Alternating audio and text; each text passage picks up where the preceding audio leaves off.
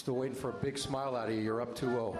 What's the story? Are you not happy, or you're only half happy, or? Still to be happy about. You're up 2-0.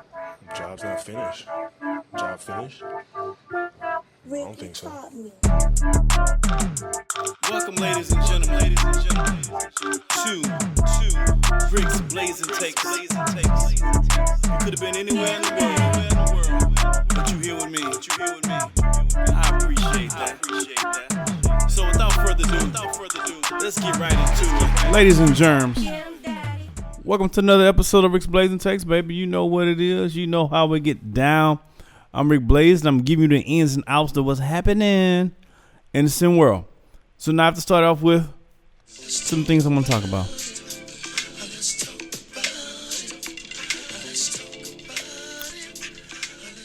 You know, today I want to talk about number one pick. And no, I know that the Swivel season hasn't started yet, but it's never too early to start predicting what it is and what it be. And quite frankly, to be honest with you, I don't foresee anything happening in SW this season that's going to change my mind for the upcoming draft for the SWBA next season, at the end of the season. And you know, you're going to have your regular round-of-the-mill teams that's going to be in the top 5 selections. You know, you're going to have your terrible Wizards. You're going to have your can't get right Magic. You're going to have the Detroit Pistonless Pistons. You know, those guys, you know, just to round out 3 teams, I'm sure is going to be in the top 5 unless there's some sort of trade or some sort of old pick or something like that. But all things considered, I'm sure those guys you probably can put the Brooklyn Nets in that conversation. And so my thought process was, you know what, who are the guys who is worthy, really worthy of being the number one pick? And as I sat there and thought about it, I could only think of 3 names that are bona fide options for the number one pick for this upcoming draft. Only 3 names. There's only 3 names that are as close as you can get to can't miss picks.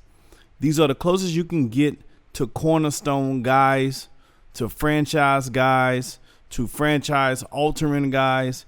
This is the closest you can get as of today, right? And so the first person I'm going to talk about is, and now I got to put this caveat here. I assume he's going to be eligible. I have to check what the rules. The rules change all the time. But I'm going to assume for this conversation that he's going to be eligible at the end of the season. I'm going to have to go with Cooper Flagg as one of the guys, one of those 3 guys. Say what you want about Cooper Flagg. The young man can do a little bit of everything. At his size, he's pretty damn dominant. And I think his skill set is going to translate over very well on the college level. And I think it's also going to translate very well on the pro level. We've already seen him go against some pros and scrimmages, off-season USA team and things like that. So I think his skill set translates very, very well. 6'9", 6'10" guy. He's rangy. He has length. He has bounce. He needs to work on the jumper. The outside jumper does need some touch. But he has touch for a big guy, for a guy that size, and I can see his jumper coming along. He kind of reminds me maybe of a no, I'm not even going to say that. I was going to say Keith Van Horn, but he's way more. Keith Van Horn actually was pretty damn athletic, but he's way more polished than Keith Van Horn ever was. So I'm not going to say, but he's a 2.0 Keith Van Horn. He's better than. Let me stop. He's better than Keith Van Horn. Let me just.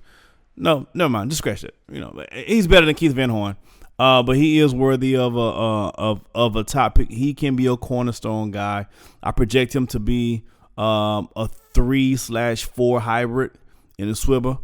I know he handled the ball a little bit on a prep level, but that's prep level. He's not going to handle the ball like that on the college level, and he's probably going to do even less of that on the pro level. But as a 3, as a swing 3. Or as a swing man 3 and a 4 in certain situations, I think he's gonna be really good. The second person that's worthy of a number one pick, a cornerstone guy, you gotta go with CKC. He does has his limitations. He had a little growth spurt, so he's not 6'4", which is really good. But the man can do. He's a basketball offensive savant. He's an offensive side of the ball savant. When it comes to scoring the basket, He's a professional. You hear me? He can get his points in a myriad of ways, and there's very few people who can stand in front of him or stop him. Now, he needs to tighten up some other parts of his game. He's more of a volume shooter. Think Allen Iverson-ish, where he's going to be a volume scorer. So he's not going to shoot 60% or 55% on most nights. He's going to be like a mid to low 40s on most nights. But on any given night, he can drop 40 or 50 upon the head. On any given night, he can drop 40 or 50 upon your head. So make sure he's a guy that you want on your team. If you can coach him up, teach him to be as active defensively. He does have some defensive skills. He plays the passing lane. He has some on-ball skills, but you can tell he's saving his energy. He's saving his best for last. He's saving all his love for the offensive side. Shout out to Whitney Houston. He is saving all of his love for the offensive side of the ball, and he is a scoring savant. Lastly, I want to talk about a guy who I'm biased. I'm gonna go ahead and say that you guys know I've been rocking with this kid since prep level, and that's Jamison Johnson for Kentucky. He is the prototypical big. He's more of a throwback type. He does have a mid-range game. Think kind of like Tim Duncan-ish. When I think about Jamison Johnson, I think Tim Duncan. It's not flashy, but before you know it, you done looked up and he had 21 points, 14 rebounds, 2 blocks, and 3 assists. And you high-fiving your guys. You're like, oh yeah, I held him pretty down. No, you didn't. No, you did not. He acted a fool. He just did it very quietly, very blue-collar like. And he's that guy. He got a little bit of jumper. His inside post game is nasty. He has touch from the free throw line. He can defend. He can pass the ball pretty well for a big out the post. He can do a little bit of it. He's very Tim Duncan-ish like, in my opinion. With his ability to do a little bit of everything on both the offensive and the defensive side of the ball. So those are the 3 guys. Those are 3 guys I feel if you coming into the draft for this upcoming season. Those are the only 3 guys that are capable, I feel, that is worthy of a number 1 pick. Now, you guys can cuss and discuss. We can cuss and discuss together. Put it in the chat. Who do you think are those 3 guys you think capable of number 1 pick? Is it another guy you think that's possibly capable of being the number 1 pick as we sit today? Not in a few years, not 5 years from now. Today, if the season ended today, which guy you think is worthy to be the number 1 pick? Speaking of number 1 picks, today is the last day to get your fantasy drafts together, and I want to talk about the number 1 pick for that. Now, in years past, there's always been kind of like a, and maybe still at this point in time, a consensus number 1 pick for fantasy football. I'm not with the consensus because I've been burned by this guy twice, and the consensus player that most people are going to say is CMC. Christian McCaffrey. But I had fantasy football. I still play it, but a few years ago when Christian McCaffrey played for the Panthers, those years he played there, I had the number 1 pick twice, both consecutive years. In consecutive years, that clown got hurt.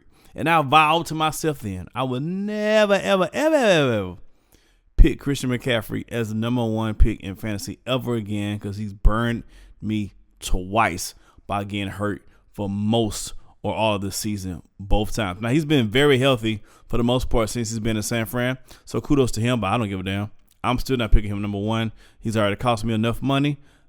You give me once, twice, but not 3 times, my friend. If you got to go number 1 pick, I think you got to go with maybe Justin Jefferson.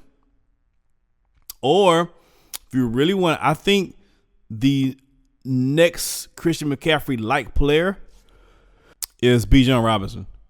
I think they're going to use Bijan Robinson kind of like the Christian McCaffrey type. He may be the next one. So that may be a sneaky number 1 pick to get. But, yeah, Justin Jefferson, the quarterback situation was better. It's Justin Jefferson to the roof, to the moon, right? But I think he's still one. But, anyway, who you guys picking? Who do you have for your number 1 pick in the fantasy draft? Let's talk about that, too. We got a lot of things to cuss and discuss. Let's talk about it in the chats. Make sure you like. Make sure you subscribe. Make sure you do all those things on above. If you don't, I'm coming for you. See y'all next week.